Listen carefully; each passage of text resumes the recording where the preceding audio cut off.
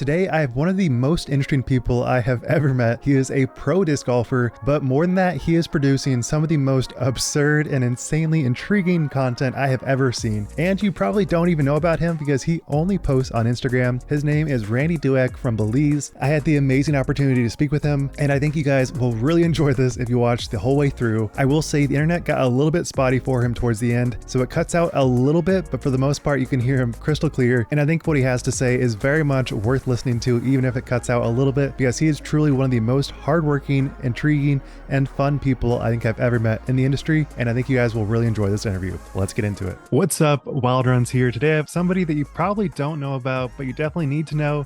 He is the best Belizean disc golfer, and he is already a pro, even though he has started his membership after me. And he is far and away the best disc golf creator I have ever seen on Instagram. And every time his posts show up on my feed, I am just continually insane. All of his videos are. Welcome to the podcast, Randy. What's up? Hey man, thanks for having me. This is gonna be fun, hopefully. Yeah. So you got sponsored by Innova this year, correct? That's right, beginning of the year, yes. Nice. And how did that come about? It was through one of the guys running tournaments out here, Chris Leonard. He's originally from the US and he kind of has connections with them in the US. So he introduced me to them, sort of. They contacted me, and it kind of just went from there. We talked it out and finished the sponsorship. Nice. And so as somebody that's not like from the US and you probably can't play the same number of events as other pros, do you have any like requirements to play like a certain number of US events, or how does that work? Yeah, so I'm also a Canadian, even though I've never really been to Canada except for once while I was really young. So I have a dual citizenship. So I'm a Canadian and a Belizean. So with my Canadian passport, I'm able to be in the US for 6 months out of the year. So Nice. I have to try and I gotta try and just plan it out to where I get to play certain events for 6 months. Yeah. Okay. Yeah, I was gonna ask. I was like, I'm looking at your pdga page and you have like 20 events in the US, and I'm like, how is he doing that with visas? But yeah, makes sense. Yeah. Hopefully in the future I can get a sports visa and then I'll be able to stay longer. But for now, it's just a passport and only a few months. Yeah. And what's that setup look like? Do you have like a van you tour with, or? I got a little Honda Fit. I don't know if you're familiar with that, but that's like a little hatchback car. Sleep in that bad boy when it's good weather and else, or just do it with someone else. But if it's good weather, I mean, I'll just make the seats flat in the back and I'll sleep in the car. Nice. Yeah. I've slept in my car many a time. I'm always down for that. Yeah. It's a little humbling, I feel like, but it's all right. It's part of the dream. It's part of the work. Yeah. And I don't know how you feel about the 2023 season for you, but I think you've been crushing it. I appreciate it. Yeah.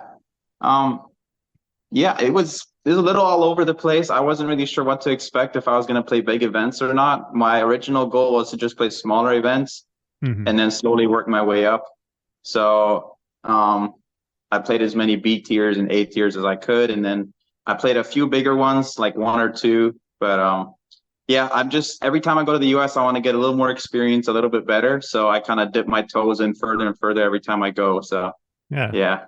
So ultimately, would you want to do worlds or a major? Oh yeah, that's my goal. I mean, it sounds crazy because I started disc golf so late, but I really don't care. I'm going all out, and I want to go full time if I could. Yeah, that's the goal. Yeah, it seems like based upon your Instagram, you are grinding pretty hard. So how do you manage that with your full-time job? I don't have a full-time job. That's the crazy thing. Okay, that's how you do it. So the only thing I do right now is I practice and I do trick shots all day. I mean, that's pretty much and I work out and different things to keep my body in shape. But like, other than that, it's strictly just disc golf every single day. I had a lawn care business when I was 15 years old, and I did that till I was about 24. And then I sold it after that. So it had it was doing pretty good, and I sold it. And ever since then, I've just been kind of living off of that, as carefully as I can, not trying to spend much, and hoping that I can kind of carry over to disc golf and have some income with that, you know? So Yeah. that's kind of the goal. Yeah. So since you have like so much crazy equipment in your videos, did you get it from that business, or is this just kind of stuff you had laying around? Oh, you mean like the baskets everywhere? Like Or like, the oh, baskets, the four wheelers, the tractors, yeah, yeah, yeah. mowers. No, listen, I'm really lucky or blessed to have a community where I'm from, like where I live here. Um, it's a community. Just growing up, I'm around people, my uncles and my friends and like just family. It's very, there's a lot of farmers out here, a lot of construction workers, whatever. Like, so I happen to just know a lot of people with equipment like that, and they happen to be my friends. And so I'll call them up or text and be like, "What do you think of this dumb idea?" You know, and so I'm kind of from a farming community, so everybody's got a four-wheeler. Um, a few of my friends have excavators, and like it's yeah, it's just kind of where I'm from that I'm able to use those props. I gotta know, how did the excavator call go? Because I feel like that would be an It's absurd. okay, that was his idea. We were playing around a disc golf, and he's like, "Hey man, I'm working on this site here. We're on the side of a cliff." He's like, "Dude, I could put the basket on the tip of the whatever you call it, the bucket." And he was, "I could spin it around, and you could try and make it, and we could do different shots." And I You're was like, like, "I'm yeah, always down for trying stuff." I was like, "I'm down." Whenever I hear someone else with a crazy idea and it's not just me, I absolutely love it because yeah, that is crazy. That wasn't even your idea. Wow. So do you think that like yeah. that type of culture is just a lot more of like a Belize thing? Because like coming from the States, I couldn't imagine some of the stuff you do happening. Yeah. So I'm actually Mennonite. I don't know if you're familiar with that, but so I have a Mennonite background, Mhm. and so they a group of Mennonites moved to Belize about 60 years ago, a little more probably by now, and we kind of formed our own community, our own place here. Mhm. So I don't know. I do call myself a Belizean, but like I guess I wouldn't be like as much of a Belizean culture type of whatever. Like we have, I guess Belize is very diverse, but yeah, it's more Mennonite. Um, there's like 3,000 Mennonites in this place here, whatever. So yeah, Gotcha. it is definitely. I grew up different than in the U.S. for sure. We're a lot. We're not as careful. I know when I go to the U.S., everything is safety first and all that, and I know out here people don't really wear helmets that much. We go swing off of things. There's not as many rules out here. Yeah. So it's definitely different in that sense for sure. Yeah. So, and that's the reason I tried making those videos. I'm like, hey, like, I know this is not something normal in the US. It's normal for us out here, but I'm like, if I can bring something else to the table, then like I'll at least try it. So, yeah. Yeah. I just keep coming back to the idea that like you're just doing stuff that is a thousand times more interesting than anybody else, and you still, to me, aren't like that well known, which is shocking to me. Yeah, no. And another shocking thing is, so currently you have three videos on your YouTube channel. Do you plan on posting your Instagram stuff to YouTube? You think it would work? I don't know. I mean, I would need more advice on that. I I feel like I don't know. I think looking at like Simon's trick shot era, I think it would perform Mhm. great. But I don't even know if you have those videos still on your phone. I think, yeah, it would explode. I know people are saying I should do it on TikTok as well, different Yeah. things. Um, I might do it at the end of the 90 days, kind of pick out the best videos, like my favorite ones or the ones that did the best, and then maybe put on another platform and like do a series there too or something. It's something to think about, I guess. Apart from just performance, what videos are your favorite? That's a good question. That's a good question. Because some of the ones that did the best weren't even necessarily my favorite. I thought they were really dumb. I think there's one that got like 400,000 views. and it was one where I was playing in a creek, like it was flooding. There was a bunch of water, and I remember I did that one, and I was like, I don't even want to post it. It's literally the dumbest thing I've ever done, and it did really well. But and then I've done other ones where it wasn't that fun. Oh, yeah, I don't know. Let me see. Favorite ones. Yeah, I feel like the ace that was like the basket was submerged in the water. I bet that was one that took forever. That probably performed really well, but you're like, wasn't that fun to film because it took so many tries. Well, that's crazy. Trick shots are so weird. The other day I spent about 1,000 shots, I think, for one of the simplest aces. The one in the water took about 40 throws, I think. Like I just had one stack of this and we did it on our first try. I think it was like my 20th try.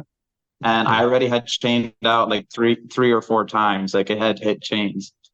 My goodness. And so the reason is I don't think I'm that good. I think the reason is it's gonna always be the right height, you know? All I have to do is hit the right line. So it's always gonna be the right height. It was just a matter of hitting the right line. So that one ended up being way easier than I thought too, because I went there thinking this could be a while. And then we started filming and I hit chains very soon and then yeah, it didn't take long and it went in. It's very unpredictable. Yeah. There's one where I throw from our barn roof to another roof. Today's shot of the day is called the roof to roof. From my barn roof, we got a basket on top of the bathroom roof. That one was a lot of fun. Was that the one your girlfriend was doing like the the commentary?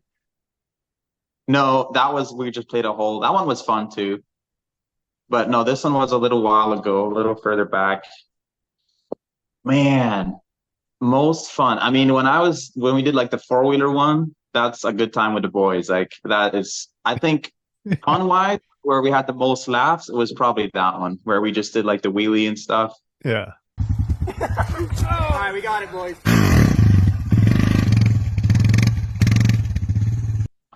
I'll have to go with that one probably. That was probably the most fun. Probably, yeah. I just watched that one back, and yeah, Yeah.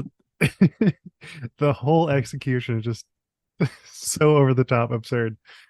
Because like, Yeah. how do you even balance on a four-wheeler with three other people on two wheels? See, yeah, exactly. And that's literally like I figured it would be because my friend has done that. We've all done wheelies since we were kids. That's just part of the culture. Everyone does wheelies with their bicycle, their dirt bike, their four-wheeler. It was not, honestly, that was pretty easy to do for him to like balance it. It was fun. So if you had to say what's like that one idea that you want to do but you just have not executed yet because it's just a lot. There's a few ideas. I'm doing 90 days. I'm on day 62 now, I think. So I have like 28 more days. There's a few of them that I want to do. I don't know if I'll have permission to do. So one of my friends has a sprayer drone. I don't know if you're familiar with a sprayer drone, but it's pretty much a drone that sprays fields, crops, and stuff. Mhm. So this drone can lift up to 80 pounds, I think, somewhere around there, which means if it can lift 80 pounds, it can lift a basket. So I have baskets that weigh around 40 pounds.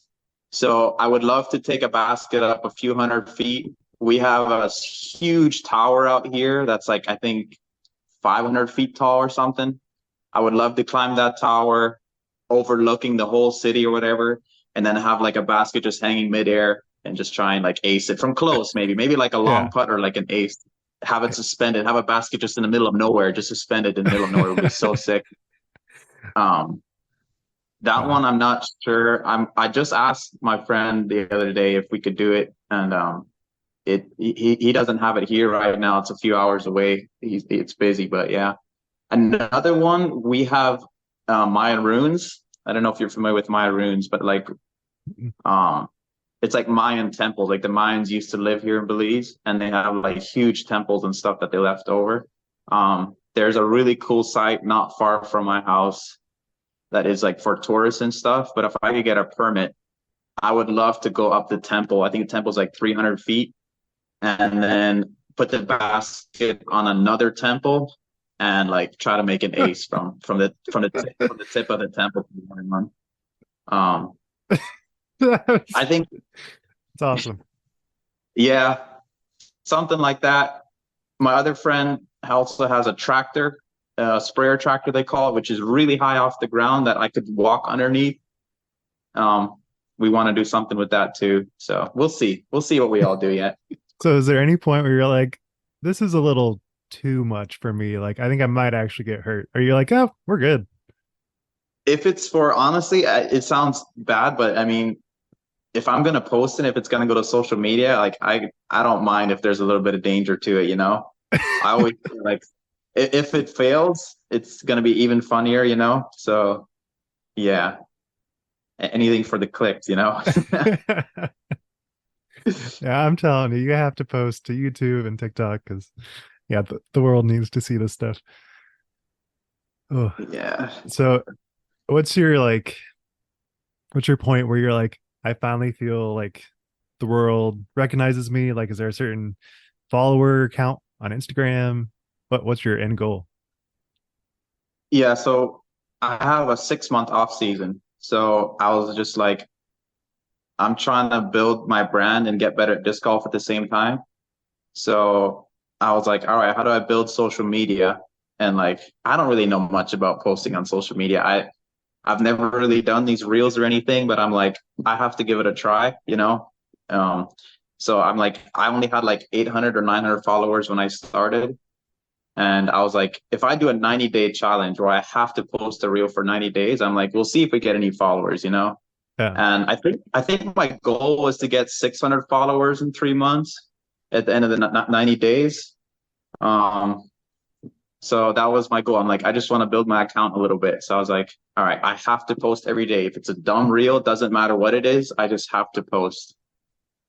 So that was my goal. Kind of learn more about social media, learn about posting followers, try to promote Innova and like whatever. Yeah, try to put their brand out there a little bit. And yeah. So Yeah.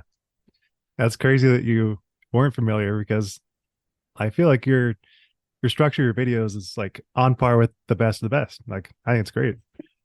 I appreciate it. I appreciate that. I mean, yeah, I don't know. Still learning a lot for sure. Yeah. So do you have any like fun ideas planned in the US? Or is it typically all the stuff is going to be in Belize? It's gonna be so as far as like entertainment, social media, I think this will only be unfortunately for the 90 days. And then I'm gonna spend pretty much all my focus back on practicing and getting better because ultimately my goal is to become one of the best disc golfers possible. So Yeah. that's really my goal. This was just to like, since I'm not making money with a job, I'm like, if I build my social media account, maybe my name kind of goes up a little bit, hopefully, and then I get a better sponsorship, maybe, you know. Yeah. So it was more just like, hey, I gotta be careful with my money, and like, since I can't be practicing for 6 months straight, or I can do something with practice together, you know. So Yeah. yeah. So that's kind of the goal. I mean, I've after this, after like how much fun I've had with some of this stuff, I'll definitely look out for it here and there. Yeah. Like if I find an idea in the US, I'll definitely do it. But as for now, it's just for this little period and then Yeah. see. So But as far yeah. as like your practice and technique and improvement and all that, how have you learned to improve so well? Because like your form's great, your distance is great, like your putting's really good. So where did you get your like form and technique from? So I started playing 4 years ago now. It'll be when it was 2020. Yeah, it's like 3.5 years or so. When I started, I pretty much just worked on form, I guess. I didn't do anything else. Hmm. So I watched a bunch of YouTube videos like everybody does, watched my form back on slow motion. I did a few hundred throws every single day where I watched every throw back and just reviewed it and slowly tried to improve.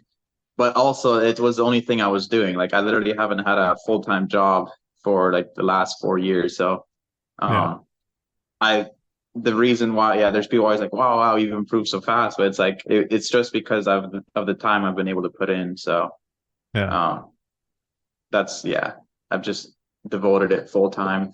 I'm like an all in or nothing type of guy, unfortunately. I wish I could do more things at once, but like I'll usually go all in with just one thing. That's awesome. It reminds me a lot of Ezra Aderhold. He kind of did a similar thing where he just grinded for like 4 years straight, then went to the Pro Tour. Yeah. Yeah. He did that really well. Yeah.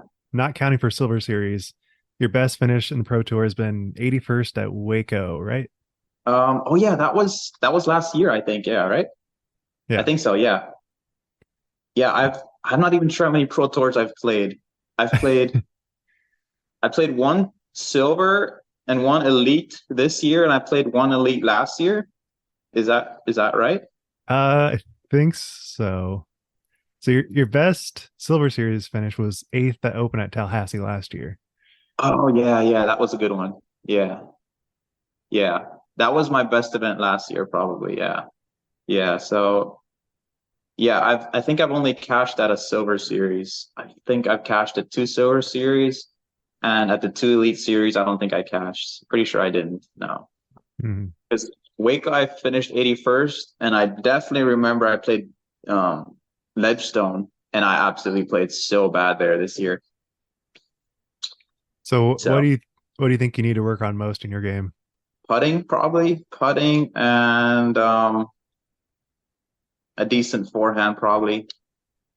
I have a forehand, but it definitely needs work. But I would say putting and just mental game, just better strategy probably would be the biggest thing.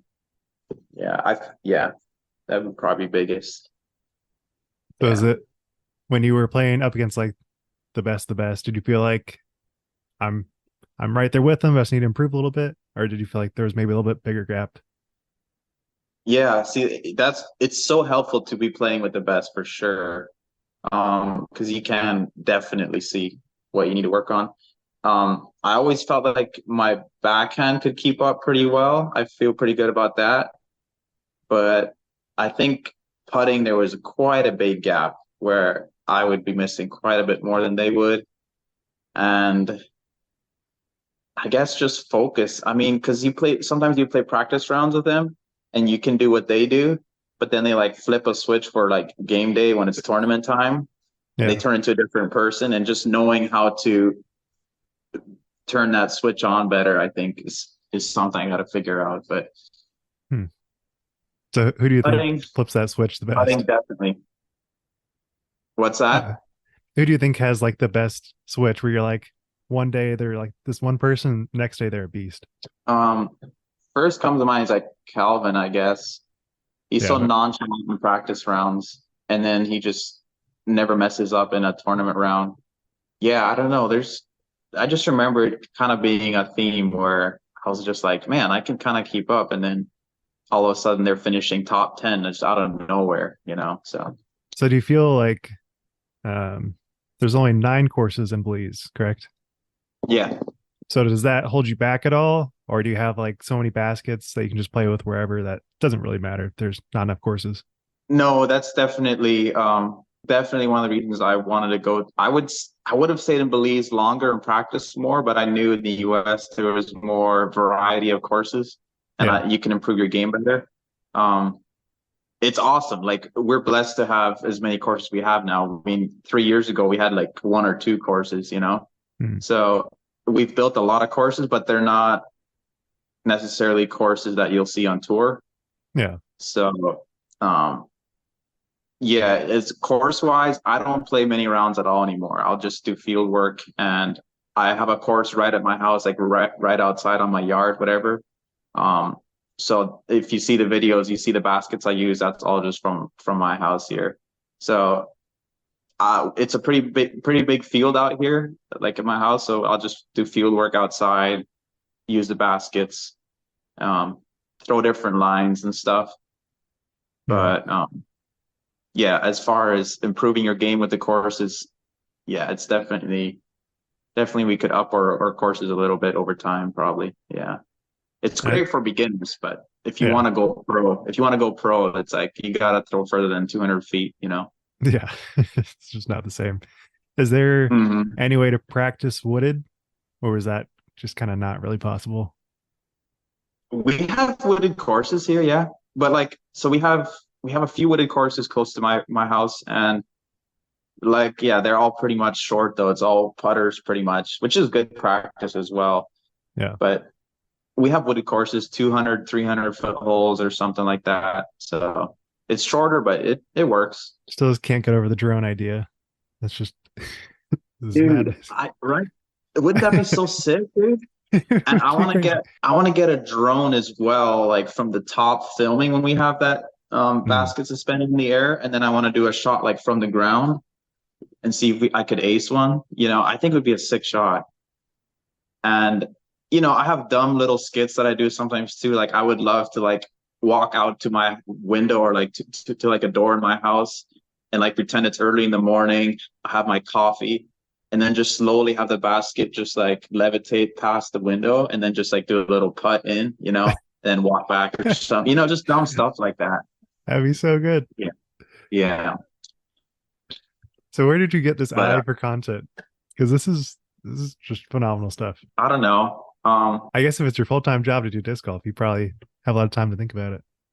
Yeah, there's people that wonder like where I get the ideas from. Some of them is also from friends, but also I think once you dedicate yourself to something, like I told myself I have to post a reel every single day for 90 days, then everything you look around is just ideas, like, and then as you go along, you'll just have better ideas. Like you see a car, or you see a tree, or you see a tractor, and right, if you're just thinking disc golf all day, then like ideas will pop in your head, I guess. I feel like everybody's creative. Everyone is born to be creative, I feel like, but like not everyone gives it a chance to, I guess. If you're willing to like try it, I think it's surprising what people can come up with. Yeah. Do you have any desire to collaborate with like a top pro like Calvin or anything, or are you good with where you're at? Um, I haven't done a lot of planning on that or thinking about that, but I think it would be a good idea. Um, I think the connections you have or the friendships that you make, I think can help like crazy if you're trying to move up. Yeah. But yeah, I mean, I would love to collab or see what options there would be when I go back to the US. Yeah, Yeah. I'm but just thinking about Ezra and like the similarities with like his grind and living in yeah, like a sedan just like you for months yeah, and months. And I'm just like, yeah, he would be right up your alley, and I'm sure he'd love to talk to you. yeah, yeah. I've talked with him a little bit. We sound like we're good friends, but I've talked to him here and there. But yeah, Nice. definitely an inspiration. He's definitely really cool with what he did for sure. So do you have any like I've never been to Belize, but do you have any general misconceptions people think about Belize that you're like, no, that's not really the case? I think the crime here, everyone is scared of Belize because they think it's dangerous, or I've heard at least of that. Yeah. And it really only depends where you go. If you go to like, there's one city where it can be a little dangerous, but it's mostly just gang wars or whatever. It's just gang related stuff. I feel very safe out here, but I know there's other people that seems to be a concern about Belize. So is But that city Belize City, or is that something else? yeah, it's Belize City. Yeah, exactly. Okay. And I would say everyone assumes it's a Spanish speaking country and it's actually English speaking. So I also had that that idea was I Spanish know all speaking. our surrounding countries are. Misconception. I thought it was mostly Spanish speaking. Yeah, it's English. Yeah, it's a very diverse culture for sure. You got Chinese, English, Spanish, people from all over. It's very, very diverse for sure. Yeah, I have on my list because honestly, flights from where I'm at to Belize aren't really that expensive, so I really want to go sometime. Mhm. Um, I would say that I would say that's another misconception. People think it's expensive to come down here. It's so cheap. The tickets are very cheap. yeah. So is that how you're able to Dude, fly to all these events? You're like, it's a pretty cheap flight and just make it work. exactly. Dude, you should come for sure. You should definitely come. I have an extra room at my house. You're good to go. You should definitely come down, play Yeah, some disc golf. so you really don't even play much courses now. It's just kind of just grinding. Yeah. I mean, I'll do a round. I mean, when some friends want to play, I'll do a round, but other than that, it's just practice pretty much. Yeah. So Yeah. next year is probably like your big year. We're gonna do the most pro tour events, you'd say. That's the goal. that's the goal. We'll see. Financially, it's a way bigger deal. Yeah. It will cost more to play bigger events. But I'm aiming toward that where I want to play as many Pro Tour events as possible. So we'll see. We'll see how it goes. Yeah. And do you need a tour card next year? I'm not sure. I haven't. I don't think so. I think next year you'll still be able to get in if you're over 1,000. Okay. But that is also up in the air. That's also a deciding factor if I'll play tour events. If you have to have a tour card, well then it'll be tough. But yeah. Really wishing the best because Yeah. it'd be so sick to see you on Jomez. It was really nice to talk to you, man. This is just crazy. I'm watching videos and I'm just like, far and away the best stuff I've ever seen, and still not that many people know about it. Yeah, well, I mean, I don't know if it's good or not. I just post whatever I can, so I appreciate you saying that. Yeah. All right, man. Well, have a good day. I look forward to seeing future content, seeing you next year. Yeah, man. I mean, where do you live? What state are you? I'm in Arkansas. Okay, nice. So I think I'm If I were, close. Oh, I think you did an Oklahoma tournament. I don't know if. Oh, you did Kansas City Wide Open. I was at Kansas City Wide Open. were you? Yeah, Ah, that's sick. but yeah, maybe some event next year. Yeah, yeah, All right. yeah, Well, have a good day, man. yeah. I appreciate you having me on for sure. Appreciate it, and all the best in your channel. Hope it explodes. Keeps growing. Yeah, you too.